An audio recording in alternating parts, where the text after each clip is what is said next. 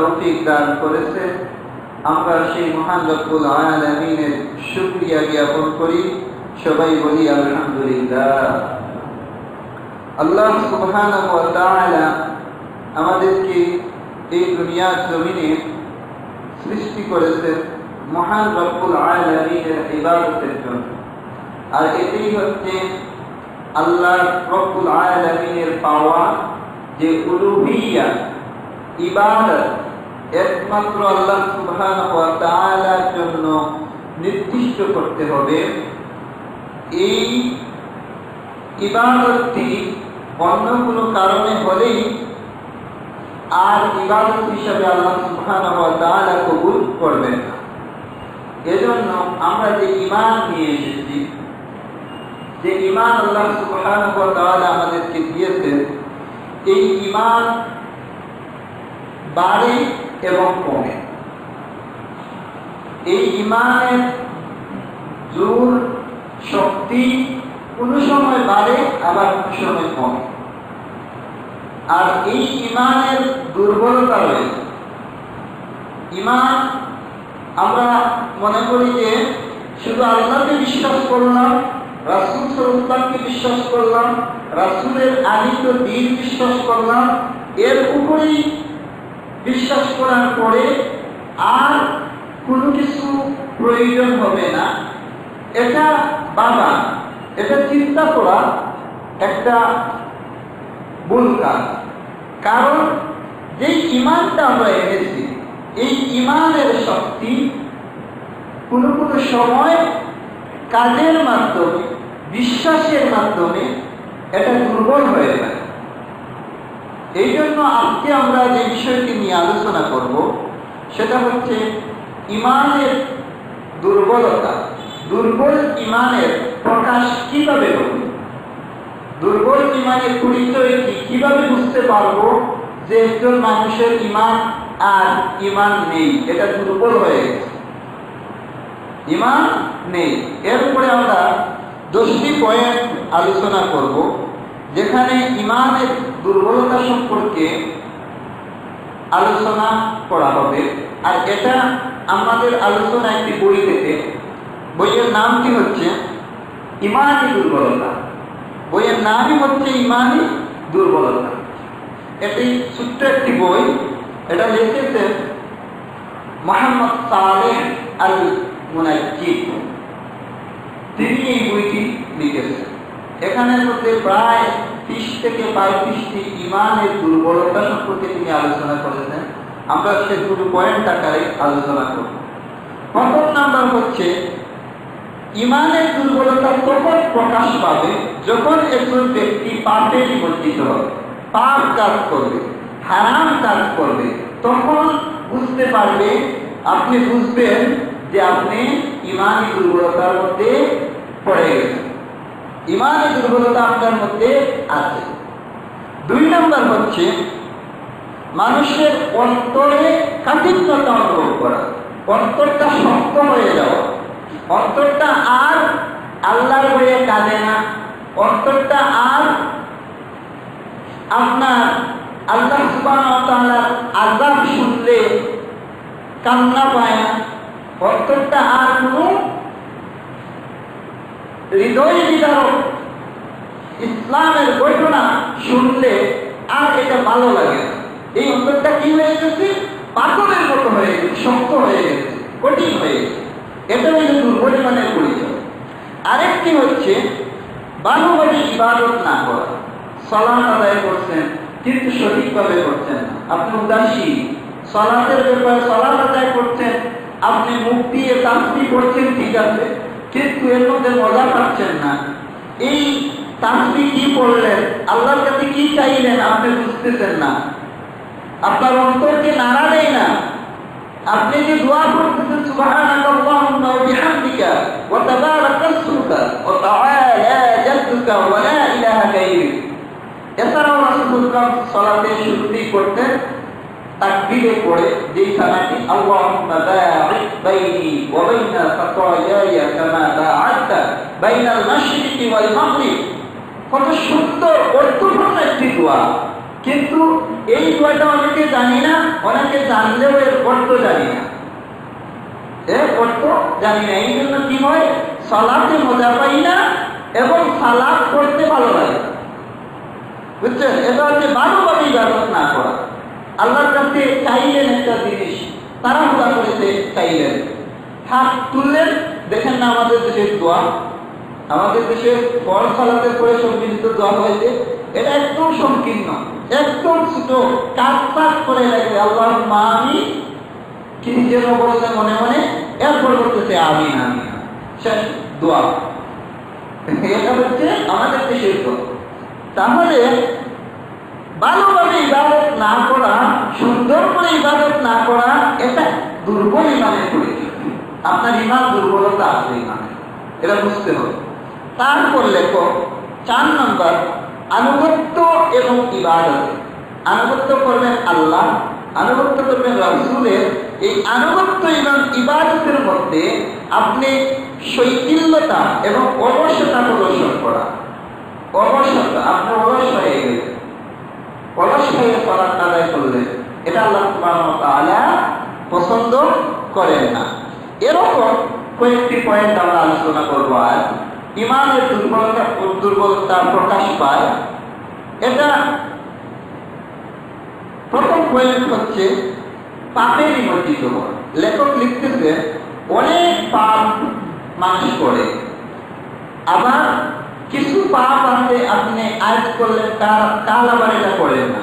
আবার কিছু পাপ আছে আপনি প্রতিদিন সংগঠিত হচ্ছে, এটার উপরে আপনি অটল থেকে গেলেন, আপনি দৃঢ় থেকে গেলেন, পাপ আর ছাড়লেন না কোনো সময়।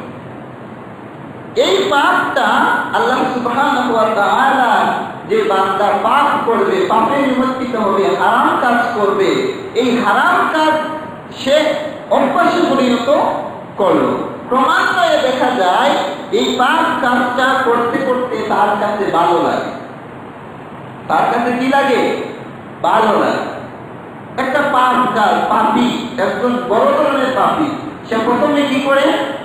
প্রথমে নাইট ক্লাবে যায়। সাধারণত একটা নাইট ক্লাবে প্রথমে গেল, গিয়ে তার খুব ভালো লাগলো, ড্যান্স ভালো লাগলো, নাচ ভালো লাগলো, তার পাপী ব্যক্তি সে গেল। প্রথম দিন কিন্তু সে অন্য কিছু পান করেনি, প্রথম দিন সে এটা সৌন্দর্যতা উপভোগ করল। দেখেন পাপটা কিরকম একজন মানুষ করে, চূড়ান্ত পর্যায়ে সে কি করতে পারে। দ্বিতীয় দিন গেল, যাওয়ার পরে সে কি করলো? যে এখানের মধ্যে গিয়ে সে মদ পান করলো, একটা নাইট ক্লাবে গেল, মদ পান করলো। এখন মদ 2 নম্বর মদ খাইল, 3 নম্বর শেষ পর্যন্ত মদ খেয়েও তার তৃষ্ণা মিটেনি। এই পাপী শেষ পর্যন্ত অন্য মেয়ের সঙ্গে জিনাতে লিপ্ত হল। দেখেন কত পাপ করতেছে। 3য় নম্বর পাপে নিমজ্জিত হচ্ছে। আরেকদিন দেখলো যে না, এতে তো হচ্ছে না, সে মদ পান করে করে নেশাগ্রস্ত হয়ে মানুষের সঙ্গে ঝগড়া বিবাদে লিপ্ত হল। ঝগড়ায় যে সময় লিপ্ত হলো, মদ খাওয়ার পরে দেখেন না মাতাল কি করে, মানুষকে কি বলে কি না বলে সে নিজেই বুঝে না। তাহলে এই মদ খাওয়ার কারণে তার মস্তিষ্ক বিকৃত হয়েছে এবং সে শেষ পর্যন্ত অন্য মানুষের সঙ্গে ঝগড়ায় লিপ্ত হলো। ঝগড়ায় লিপ্ত হয়ে শেষ পর্যন্ত কোনো এক সময় ওই পাপী, ওই মদখোর, ওই জিনাকুর ব্যক্তি হত্যাকাণ্ড ঘটালো। ঝগড়া বিবাদ করলো, শেষ পর্যন্ত হত্যাকাণ্ড ঘটালো। তাহলে শেষ পরিণতি তার কি হলো? পাপের কারণে এই পাপ করতে করতে করতে করতে করতে করতে ক্রমান্বয়ে ওই ব্যক্তির পাপ তার কাছে ভালো লাগতে শুরু করে, আর এটা থাকতে পারে না। কোন সময় থাকতে চায় কিন্তু এটা থেকে সরে আসতে পারে না। এটা হচ্ছে ইমানের দুর্বলতা। যদি ওই ব্যক্তি বলে না আমি আল্লাহ মানি, আমি রাসূল মানি, আমি কুরআন মানি, আমি হাদিস মানি, আমি তো পাক্কা মুসলিম, কিন্তু দেখা যায় সে তার ইমানের দুর্বলতার কারণে সে খারাপ কাজে, পাপ কাজে, হারাম কাজে গিয়ে লিপ্ত হয়ে গেছে। এর ইমানের মধ্যে দুর্বলতা ফেলে এসেছে। আল্লাহ বলছেন, রাসূল সাল্লাল্লাহু আলাইহি ওয়াসাল্লাম বলছেন যে আমার সমস্ত উম্মতকে ক্ষমা করা হবে একমাত্র লেখক এই হাদিসটি এখানে এনেছেন, একমাত্র প্রকাশকারী ব্যতীত। প্রকাশকারীকে রাসূল সাল্লাল্লাহু আলাইহি ওয়াসাল্লাম প্রকাশকারী সম্পর্কে বলতেন, প্রকাশকারী হলো সেই ব্যক্তি যে ব্যক্তি রাতে পাপ করার পরে আল্লাহ তার গোপন রেখেছেন, কিন্তু সে সকালে এসে মানুষের সামনে এসে বলতেছে, এই ভাই শুনো, আগামীকাল রাতে তো এই ঘটনা হয়েছে, এটা করেছিলাম, ওই মেয়ের সঙ্গে আজ গতকাল রাতে আমার সাক্ষাৎ হয়েছিল, গতকাল রাতে আমার কথা হয়েছিল, গতকাল রাতে আমি এই বিষয়টি করেছিলাম, এই পাপটি। আরেকজনকে সে বলতেছে, আল্লাহ বলছেন এই পাপটাকে আল্লাহ রাতে গোপন রেখেছে, কিন্তু সে কি করলো, এই পাপটা প্রকাশ করে দিল, সেই পাপ প্রকাশ করে দিল। এই প্রকাশকারী ব্যক্তি কে আল্লাহ সুবহানাহু ওয়া তাআলা কিয়ামতের দিন ক্ষমা করবেন না। সে, আল্লাহ বলেন, সে রাতে যখন ঘুমায় আল্লাহ তার পাপকে দেখে রাখেন, অথচ সকালে সে তার এই পাপটি লোকদের সম্মুখে প্রকাশ করে দেয়। এই পাপীকে আল্লাহ সুবহানাহু ওয়া তাআলা ক্ষমা করবেন। গোপন পাপ আল্লাহ সুবহানাহু ওয়া তাআলা ক্ষমা করবেন, আপনি গোপনে আল্লাহর কাছে তওবা করেন। তওবা মানে ফিরে আসেন, তওবা মানে পীরের হাতে গিয়ে তওবা না, মৃত্যুর পূর্বে নেতা মোল্লা এদেরকে দিয়ে তওবা না। আপনি ওই পাপ কাজটা এখনই ছেড়ে দেন, ছেড়ে দিয়ে আপনি আল্লাহর কাছে ইস্তিগফার করেন, আল্লাহ আমি এই পাপটি করেছি, এই পাপটি আমার দ্বারা সংঘটিত হয়েছে, এটা এখনো গোপন রয়ে যায়, কাউকে শোনাইনি, একমাত্র তুমি আল্লাহ। ইন্নাল্লাহা সামিউন আলিম, তুমি আল্লাহ সর্ববিষয়ে জ্ঞানী এবং সামিউন, তুমি সর্বশ্রোতা, সব কিছু শুনতেছো, হ্যাঁ তুমি দেখতেছো, তুমি আল্লাহ সুবহানাহু ওয়া তাআলা আমার অবশ্যকে জানো, আমাকে মাফ করে দাও। আপনি গোপনে আল্লাহর কাছে ক্ষমা চেয়ে নিন, আল্লাহ সুবহানাহু ওয়া তাআলা মাফ করবেন। রাসূল বলেছেন প্রকাশকারী ব্যতীত আল্লাহ সুবহানাহু ওয়া তাআলা সমস্ত উম্মতকে ক্ষমা করবেন। কুল্লু উম্মতি মুআফা ইল্লাল মুজাহিরিন, আল্লাহ রাসূল বলে দিয়েছেন মাফ করবেন। তাহলে পাপে নিমজ্জিত হওয়া এটা এমন একটি বিষয়, আপনার ঈমানের মধ্যে দুর্বলতা আছে। হারাম কাজ করেছেন আপনি, হারাম কাজ করলেই আপনি মনে করবেন যে এটা প্রথম নাম্বার, আপনার ঈমানের মধ্যে দুর্বলতা আছে। 2 নাম্বার হচ্ছে অন্তরে কাঠিন্যতা অনুভব করা, অন্তরটা শক্ত হয়ে গেছে। কিরকম? আল্লাহ সুবহানাহু ওয়া তাআলা, লেখক বলছে, মানুষ তার অন্তরের কাঠিন্যতা অনুভব করে, মনে হয় এটি এক কঠিন পাথরের রূপান্তরিত হয়েছে। মানুষের অন্তর পাথর হয়ে যায়, পাথরের মতো শক্ত হয়ে যায়। আল্লাহ বলেছেন সূরা বাকারা 74 নম্বর আয়াতে আল্লাহ বলছেন, সুম্মা কাসাত কুলুবুকুম মিন বা'দি যালিকা ফাহিয়া কাল হিজারতি আও আশাদ্দু কাসওয়া। আল্লাহ বলছেন যে তোমাদের অন্তর এই ঘটনার পর কঠিন হয়ে গেছে, যার এটি যেন পাথরের মতো শক্ত হয়ে গেছে তোমাদের মন, অথবা তার চেয়েও বেশি যেন কঠিন হয়ে গেছে। আপনার আমার অন্তর কঠিন হয়ে যায়। আল্লাহর আয়াত শুনলে ঈমান বাড়ে না। আল্লাহর আয়াত, আল্লাহ সুবহানাহু ওয়া তাআলার রাসূলের জীবনী শুনলে আপনার আমার অন্তর কি হয় না? গলে না, কান্না পায় না। এই জন্য আল্লাহ সুবহানাহু ওয়া তাআলা বলেছে যে মানুষের অন্তর কঠিন হয়ে গেছে, তার চেয়েও বেশি, পাথরের চেয়েও কঠিন হয়ে গেছে তাদের হৃদয়। কিভাবে? এটা লেখক একটু উদাহরণ দিচ্ছে যে আপনি একজন ব্যক্তি সালাত আদায় করে না, হ্যাঁ, টাকনুর নিচে কাপড় পরে, তারপর সে মাজারে যায়, আল্লাহর কাছে চায়, ওখানে গিয়ে মাজারে দুহাই দিয়ে আল্লাহর কাছে চায়, তাকে আপনি দাওয়াত দিলেন। অথবা এই ব্যক্তি কোরআন পড়ে না, তাকে আপনি দাওয়াত দিলেন, ভাই কোরআনটা শিখুন, দিলেন। কিন্তু তাকে দাওয়াত দেওয়ার পূর্বে আপনি তাকে বললেন মৃত্যুর কথা বলে গেলেন। এখন মৃত্যুর কথা যে সময় বললেন, তখন এই কথাতেও তার ভয় আসে না। অথচ ওই ব্যক্তি মৃত্যুর মৃত ব্যক্তিকে বহন করে। আছে না অনেকে, আমরা কি করি, মৃত ব্যক্তিকে কবরে নেওয়ার জন্য আমরা কাঁধে লাশ বহন করি, পরে কবরের মধ্যে নিয়ে রাখি। কিন্তু এর মাধ্যমে আমাদের অন্তরটা, শক্ত অন্তরটা বলা উচিত ছিল, নরম হওয়া উচিত ছিল, কিন্তু আমাদের মৃত্যুর কথা কোনো স্মরণ হয় না। আমরা মৃত্যুর কথা শুনলেও আমাদের অন্তর কাঁপে না। আমরা মৃত ব্যক্তির জানাজা পড়লেও আমাদের অন্তর কাঁদে না। আমরা মৃত ব্যক্তিকে কবরে রাখার পরেও আমাদের অন্তর কাঁপে না। আমরা এতই কঠিন হয়ে গেছি যে মৃত ব্যক্তিকে দেখার পরেও আমাদের অন্তর কেঁপে উঠে না। অথচ মৃত ব্যক্তির কাছে গেলে আপনার আল্লাহর কথা স্মরণ করা উচিত। আমার কি হবে, আমি কি আমার তো এই ব্যক্তির মতো, মৃত ব্যক্তির মতো আমাকে একদিন মৃত্যুবরণ করতে হবে, এরপরে আমাকে যেতে হবে, আমার সংশোধন দরকার। এই ঈমানটা আমাদের মধ্যে নাই।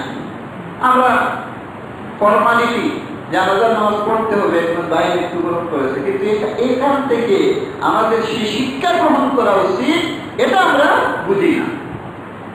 এই জন্য 2 নম্বর ঈমানের দুর্বলতা, যে অন্তরটা কঠিন হয়ে যায়, অন্তরটা শক্ত হয়ে যায়। এটা হচ্ছে 2 নম্বর কারণ। আপনি বুঝতে পারবেন যে আপনার অন্তরের মধ্যে দুর্বলতা আছে কিনা, আপনার ঈমানের মধ্যে দুর্বলতা আছে কিনা। আপনি এই চিহ্নগুলা নিজে যাচাই করলেই বুঝতে পারবেন। 3 নম্বর হচ্ছে আনুগত্য এবং ইবাদতে, আল্লাহকে মানার ক্ষেত্রে, রাসূলকে মানার ক্ষেত্রে এবং আল্লাহর ইবাদতের ক্ষেত্রে শৈথিল্যতা এবং অলসতা। আপনি অলসতা করলে কোনো ইবাদত করতে, এটা হচ্ছে আপনার দুর্বল ঈমানের পরিচয়। আল্লাহ সুবহানাহু ওয়া তাআলা যেমন আপনি সঠিক সময়ে সালাত আদায় করেছেন, এটা আপনি নিজে দাবি করতেছেন আপনি মুসলিম, আপনি মুমিন, কিন্তু আপনার দাবিতে আপনি অটল নয়, আপনি সঠিকভাবে সালাত আদায় করছেন না। যদিও ইবাদত করছেন, কিন্তু আবার তাতে দেখা যায় ইবাদতের মধ্যে আপনি মজা পাচ্ছেন না, ইবাদতের কোনো প্ল্যান নেই, ইবাদতের কোনো প্ল্যান নেই, আপনি এটার মধ্যে কোনো স্বাদ পাচ্ছেন না। এই সম্পর্কে আল্লাহ বলেছেন, মুনাফিকদের পরিচয় দিতে গিয়ে আল্লাহ বলেছেন, وَإِذَا قَامُوا إِلَى الصَّلَاةِ قَامُوا كُسَالَى يُرَاءُونَ النَّاسَ। সূরা নিসা 142 নম্বর আয়াত। আল্লাহ বলছেন যে বস্তুত তারা যখন নামাজে দাঁড়ায়, আমাদের কথাই বলছেন আল্লাহ, বস্তুত যারা নামাজের কথাই বলতেছেন আল্লাহ, কাফিরদেরকে বলছেন, নামাজীদেরকেই বলছেন, তারা যখন নামাজে দাঁড়ায় তখন দাঁড়ায় একান্ত শিথিলভাবে, লোক দেখানোর জন্য।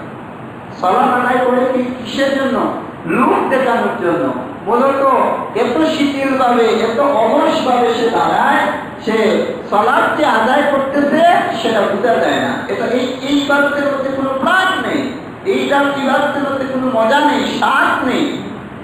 আল্লাহ বলছে তাহলে ইবাদত করতে হবে, এবং ইবাদতে কিভাবে প্রাণ থাকবে, স্বাদ থাকবে, মজা থাকবে ইবাদতের মধ্যে, সেই বিষয়গুলো চিন্তা করতে হবে। নয়তো বুঝতে হবে যে আপনি সালাতটা করছেন ঠিকই, কিন্তু সময় মতো করেন না, করছেন ঠিকই কিন্তু ইচ্ছা মতো করেন, সালাত আদায় করেন। এমনি ভাবে আপনি এই ইবাদতগুলা করছেন অলসতার মাধ্যমে।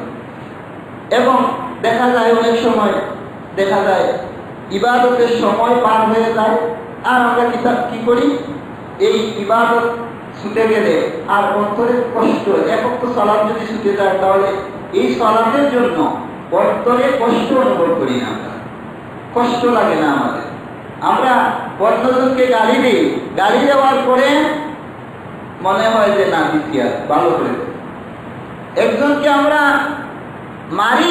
মারার পরে বলি আজ ভালো করে দিচ্ছি, গালিও দিই যে এই ছেলেটাকে আজ দিচ্ছি ভালো করে দিচ্ছি। পরে আর আপনি খারাপ কাজটি করলেন, আরেকজনকে আপনি মারলেন, মাইয়া আসলেন, মারার পরে আপনার অন্তর কাঁপতেছে না, আপনার আরেক ভাইকে আপনি মারলেন, আর আপনি বলতেছেন যে আর ভালো করে দিচ্ছি তার। আরেকজনকে আপনি ঠকিয়ে আসলেন, তার টাকা মারলেন, এসে বলতেছেন আর সুযোগ পাইনি, ভালো করে দিচ্ছি। আপনি খারাপ কাজ করে আসছেন, এই খারাপ কাজের জন্য আপনার অন্তরে কষ্ট অনুভব করার কথা ছিল। কি করলাম রে, আরেকজনকে ঠকিয়ে আসলাম, এটা কি ঠিক করলাম? আপনার ইমানের দুর্বলতা।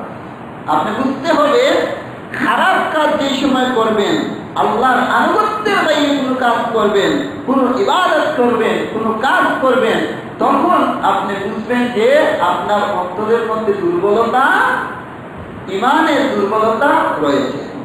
এই জন্য কেউ আছে হজ করে না, লেখক আনতেছেন হজের কথা, লাখ লাখ টাকা আছে কিন্তু হজ করতেছে না, অথচ হজ তার উপর কি ফল। এই ইবাদতে সে কি করতেছে? শৈথিল্যতা, অলসতা করতেছে, অলসতার কারণে হজ করে না। এই জন্যই তো রাসূল বলেছেন, রাসূলের হাদিসও আছে, রাসূল বলেছেন যে ব্যক্তি সামর্থ্য থাকার পরেও হজ ফরজ করার ফরজ হয়েছে তার উপরে, এই ফরজ হওয়ার পরে যে ব্যক্তি হজ করলো না, সে ইহুদি হোক, নাসারা হয়ে মরো, আর ইহুদি হয়ে মরো, আমি রাসূল সাল্লাল্লাহু আলাইহি ওয়াসাল্লামের কিছুই আসে যায় না। রাসূল বলেছেন হজ করতে হবে, অথচ শৈথিল্যতা অবলম্বন করতেছে। অনেক লাখ লাখ টাকার মানুষ আছে, মুসলিম আছে, হজ করতেছে না, টাকার অভাব নেই, হজ নাই। এই ইবাদতে কি করতেছে? ইবাদতে সে শৈথিল্যতা অবলম্বন করতেছে, অলসতা প্রদর্শন করতেছে। আমার কথা না, লেখক নিজে লিখতেছে। এরপরে লেখক আরো লিখতেছে যে জামাতে সময় মতো সালাত আদায় করে না, জুমার নামাজে দেরি করে আসে, এটি ইমানের, কারণ তার ইমান থাকার কথা। রাসূল সাল্লাল্লাহু আলাইহি ওয়াসাল্লাম বলেছেন যে যেই ব্যক্তি জুমার সালাতে প্রথমে আসবে, ওই ব্যক্তিকে একটি উট সদকা করার সওয়াব দেওয়া হবে। সুবহানাল্লাহ। কত মানে রাসূল এই হাদিসগুলো কেন বললেন? এগুলা কি আসলে আমাদের জীবনে প্রতিফলিত হওয়ার বিষয় না? অবশ্যই এটা আমল করার বিষয়, কিন্তু আপনার ইমানের এমন অবস্থা যে আপনি আসেন জুমার সালাতে একদম শেষ টাইমে, সেই পর সালাতটা পরে টুক করে আবার চলে যান। আপনার যে 4 রাকাত সুন্নত সালাত করতে হবে, এটাও মানুষ কি করে? শৈথিল্যতা অবলম্বন করে, মানে এটা সুন্নত, এটা না করলে তো হয়। এই যে ইমানের দুর্বলতা আমাদের, এটা তো না করলেও হয়, মানে ওই যে তার ইমান আছে। এই জন্য বলছেন যে ইমানের দুর্বলতা আছে, আপনি বুঝতে পারবেন, হ্যাঁ ঠিক আছে, আপনার প্রয়োজন থাকতে পারে, প্রয়োজন থাকলে আপনি চলে যেতে পারেন, আপনাকে এখানে বাধ্য করা হয়নি, কিন্তু আপনি প্রতিদিনই এভাবে কন্টিনিউ করবেন। যেটা তো সুন্নত সালাত, এটা সালাতে খুতবা তো মানে শুনেই না। আল্লাহ রাসূল সাল্লাল্লাহু আলাইহি ওয়াসাল্লাম প্রতি সপ্তাহে খুতবাকে বিষয়ভিত্তিকভাবে রাসূল সাল্লাল্লাহু আলাইহি ওয়াসাল্লাম সাহাবীদের সামনে উপস্থাপন করতেন। এটা এত জরুরি যে আলিমগণ বলেছেন যে এই খুতবার সময়, রাসূল বলেছেন খুতবার সময় কোনো একটা কথা বলা যাবে না। কেউ যদি একটা বস্তু নাড়াচাড়া করে, সেও যেন অনর্থক কাজ করলো। দেখেন কত গুরুত্ব দিতে পারে। একটা ছোট্ট জিনিস এখানে পড়ে আছে, আপনি খুতবার সময় হাত দিয়ে এটা সরিয়ে নিলেন, এটাও আপনি অনর্থক কাজ করলেন। রাসূল বলেছেন এটা অনর্থক কাজ। তাহলে খুতবা শোনা, সালাত আদায় করা, তারপর নবী সাল্লাল্লাহু আলাইহি ওয়াসাল্লাম বলছেন, ওই যে আমরা অনেক সময় পর সালাতে আসি না, রাসূল এখানে একটি হাদিস বলছেন যে ইবাদতে অলসতা এমনই আসবে যে রাসূল বলেন যে সম্প্রদায় জামাতের প্রথম কাতারে উপস্থিত হতে সব সময় দেরি করতে থাকবে, শেষ অবধি মানে শেষ সময় পর্যন্ত আল্লাহ তাদেরকে জাহান্নামে নিক্ষেপ করবে। সে আবু দাউদের হাদিস, সহিহ আত-তারগীবের হাদিস। আপনি জামাতে আসতে, রাসূল সাল্লাল্লাহু আলাইহি ওয়াসাল্লাম বলছেন জামাতে প্রথম কাতারে উপস্থিত হতে। দেখেন প্রথম কাতারে কত ফজিলত। প্রথম কাতারে উপস্থিত হতে দেরি করে, প্রতিদিনই দেরি করে, প্রতিদিনই করে। এই হাদিসটা কেন এখানে আনলেন? এটা ইমানের দুর্বলতা। ফরজ সালাতে আপনি প্রতিদিন কি করলেন? দেরি করলেন, শেষের রাকাতে আসলেন, একদিন দুই দিন মাসে হলো, সপ্তাহে একদিন দুই দিন হলো, এটা মেনে নেওয়া যায়। কিন্তু প্রতিদিনই আপনি ফরজ সালাতে কি করবেন? দেরিতে আসবেন। রাসূল সাল্লাল্লাহু আলাইহি ওয়াসাল্লাম বলেন, এই ব্যক্তির শেষ অবস্থা হবে আল্লাহ তাদেরকে জাহান্নামের আগুনে নিক্ষেপ করবে। রাসূল বলেছেন। তারপর রাসূল সাল্লাল্লাহু আলাইহি ওয়াসাল্লাম আরো বলেছেন, রাসূল বলেন, যে সম্প্রদায় জামাতের প্রথম কাতারে উপস্থিত হতে, রাসূল বলছেন যে রাসূল এই হাদিসটি বলেছেন যে প্রথম কাতারে যদি আসতে আপনার দেরি হয় প্রতিদিন, তাহলে আপনার শেষটা কিন্তু খারাপ হবে। আপনি আজ জেনে নেন, হাদিসটা এখন নিয়ে যান, আমার কাছ থেকে লিখে নিয়ে যান, ওটা আবার পড়বেন, আবার বুঝবেন। আমরা বুঝি, আমরা সহি আকীদার অনেক আছি, খুব পালা বুঝি না। আমরা তো সহি আকীদা গ্রহণ করছি, কোরআন হাদিস ভিত্তিক, আমাদের আকীদা সঠিক আছে, আল্লাহর অশেষ মেহেরবানি, এই বুঝ যে আল্লাহ সুবহানাহু ওয়া তাআলা আমাদেরকে দিয়েছে। কিন্তু সাথে সাথে হাদিসগুলা নিজের মধ্যে এটাকে প্রতিষ্ঠিত করতে হবে, পালন করার ক্ষেত্রে আমাদেরকে এগিয়ে আসতে হবে। তাহলেই আমাদের ঈমানের দুর্বলতা কেটে উঠবে। আর যদি ঈমানের দুর্বলতা না কাটাই, তাহলে আল্লাহ সুবহানাহু ওয়া তাআলা এই দুর্বল ঈমান নিয়ে আল্লাহর কাছে বুঝতে হবে। আর দুর্বল ঈমান নিয়ে কি হবে একমাত্র আল্লাহ সুবহানাহু ওয়া তাআলাই ভালো জানেন। তারপরে লেখক লিখতেছেন, তেমনি ভাবে ফরজ নামাজ না পড়ে ঘুমিয়ে গেলে মনের কোনো কষ্ট অনুভব হয় না, অথবা সুন্নতে মুআক্কাদা ফরজে কিফায়া ছুটে গেলে ইচ্ছাকৃতভাবে আদায় করে না। আপনার একটা ফরজ ছুটে গেছে, গাড়িতে আছে, পড়েন নাই, আপনি বাড়িতে আসলেন, এসে এই ফরজ সালাতটা সাথে সাথে আদায় করলেন না, এটাও আপনার ঈমানের দুর্বলতা। দেখেন, এটাও আপনার ঈমানের দুর্বলতা। তারপর বলতেছে, এমনকি ঈদের জামাতে উপস্থিত হয় না।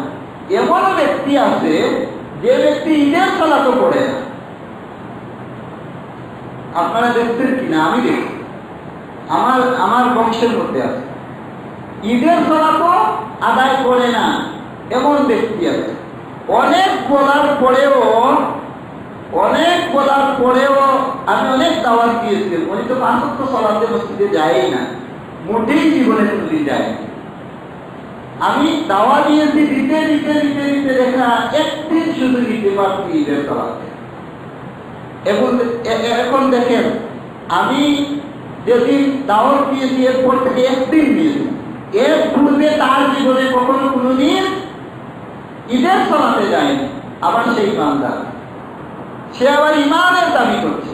তার ইমানের এতই দুর্বলতা যে এরকম অনেক মানুষ আছে, আমরা দেখতে পারবো। এটাও ইমানের একটি দুর্বলতার একটি বিষয়। ঈদের সালাতে যায় না, জানাজার সালাত করতে যায় না। অনেক মানুষ আছে জানাজার সালাত এটা আর কি না গেলেও চলে, করতে পারে, একজন আদায় করলে হয়ে যাবে।